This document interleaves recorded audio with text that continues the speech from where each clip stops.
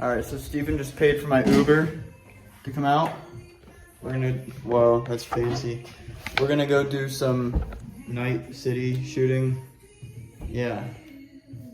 But first I need a couple baby Guinnesses in me, so how's that sound? He's mute, apparently. I was just about to ask. What bar we're going to. I think our Rubus is probably our best bet unless our tap house is open. But that's a chain. Well, it's a small chain. There's like 5 or 8 of them in Central PA. It's not like nationwide or anything. Okay. And they'll have baby Guinnesses? They have a full bar. I'm not gonna be able to get the whole thing. That's what she said. I need a minute now. We're not.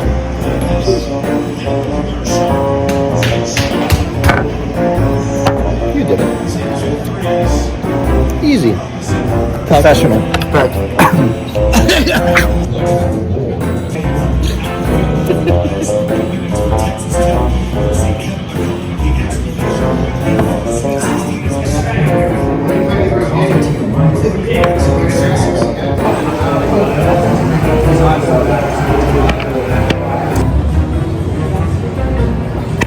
Alright, so we're out here doing nighttime photography in the city.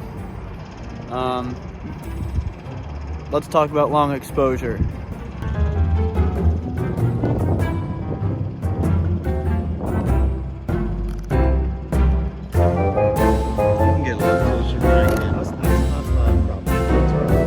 I like viewing them on this screen.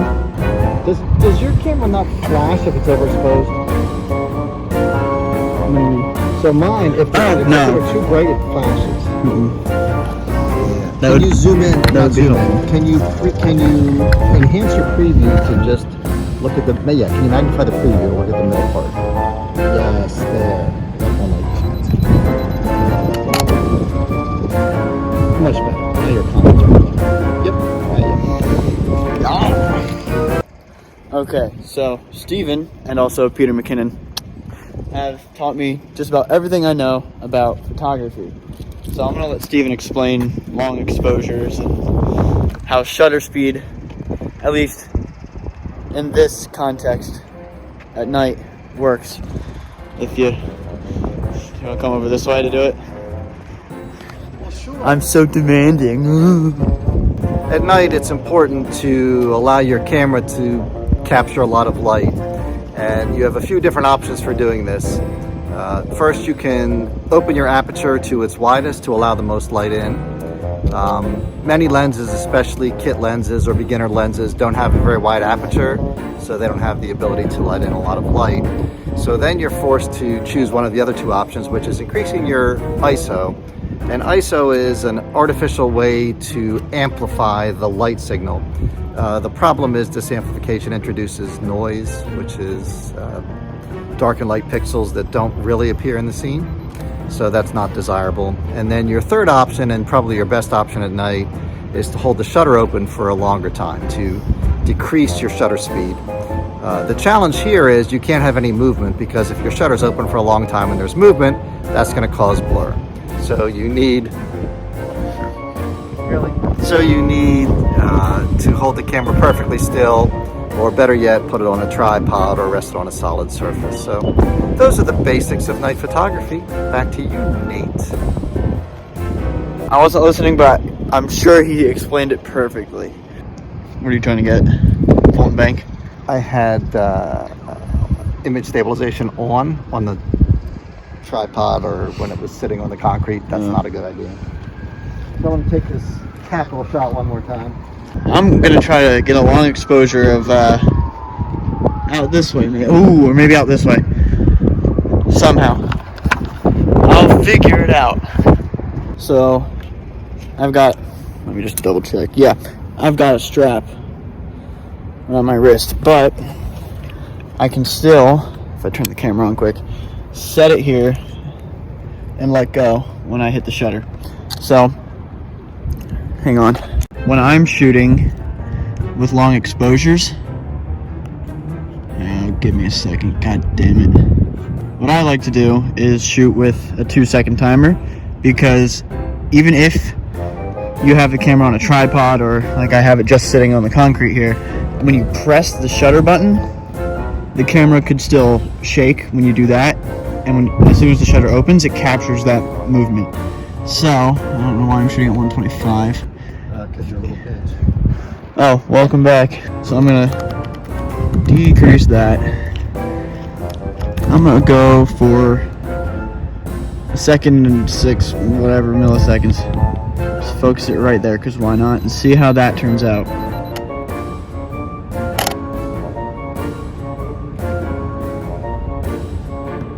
And I probably could expose it a little more. 30 seconds? No. I'm gonna go 6 seconds and see what that gives me. Patiently waiting. Oh, it's done. Not terrible. Could be better though, so we're gonna go even longer. Let's just go for the 30 seconds. Let's just say screw it. And I let go, and I'm gonna let it. Okay, this is actually kind of awkward. Usually I just walk around, but because my hand's like attached to the camera, I can't really move.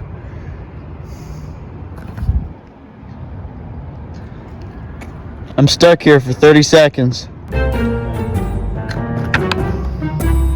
It's a Sunday night and I chose to drink. Life is good.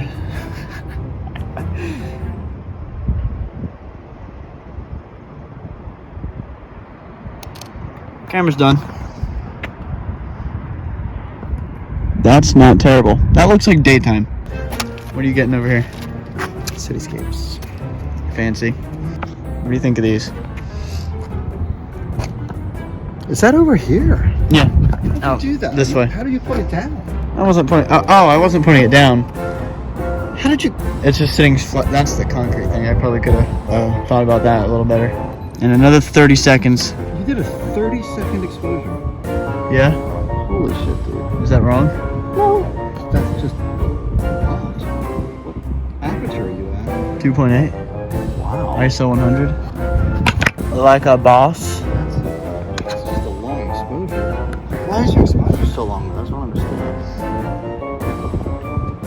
Because I'd much rather darken it in post than try to increase it and then get that noise. Although, I'm going to increase the aperture a little bit. Why? Because I can, Steven. Even though you didn't ask. Because I can, Steven. Something's flapping up there. So I did it in 2.5 seconds. Why are you doing it for 30 seconds? Because I can, Doesn't Steven. make any sense. Even still, 30 seconds. Let's see how this looks. That's not bad. I kind of like this one better. Let me just turn on the info so I can see the... Yeah, see with the histogram, you kind of want it to be like a bell curve. If you don't know what a bell curve looks like, that's what a bell curve looks like. Alright, so I've got a preset pack available on my website. You'll find it linked in the description or just on my channel or Instagram if you follow me there. Basically, it's linked on all of my social media platforms. It's $20. It comes with 14 presets that I made myself that I'm quite proud of. There are some of them though that, hang on. Sorry, I was playing music. There are some preset packs that, the Euphoria preset and the Sunset Strip, that I just, with the photo example that I used, it worked perfect. But for some reason when I try to use them on other photos, you still have to like adjust a lot of exposure stuff, I guess. I don't know, it looks good on some, others it doesn't do so hot, but hey, you know what? I like them. I think you'll like them, especially Emerald Temple. That's my personal favorite. How about you? Yeah, I'm talking to you. Do you like the preset packs? Well, that's perfect. You heard it there first, folks. That was terrible. I have my phone. Whatever. So yeah, grab yourself the Gradient Preset Pack 1 and get to editing photos. I'm going to be doing some Lightroom tutorials. However, I will not be doing them on YouTube. I'll be doing them on Twitch. I'm going to start going live while I edit photos or do whatever and just hang out with you guys. So you can get me, the link to that is in the description as well. So yeah, anytime I'm live on Twitch, I'm either playing like Mario Kart or editing photos. And some people have been asking me about video too, how I edit video, and I'd love to be able to do that on Twitch. I just haven't figured out how, because I want the audio from the video that I'm editing to show too alongside my, you know what, just follow me on Twitch. We'll learn as we go. Thanks for watching this video, and I'll see you next time. Peace.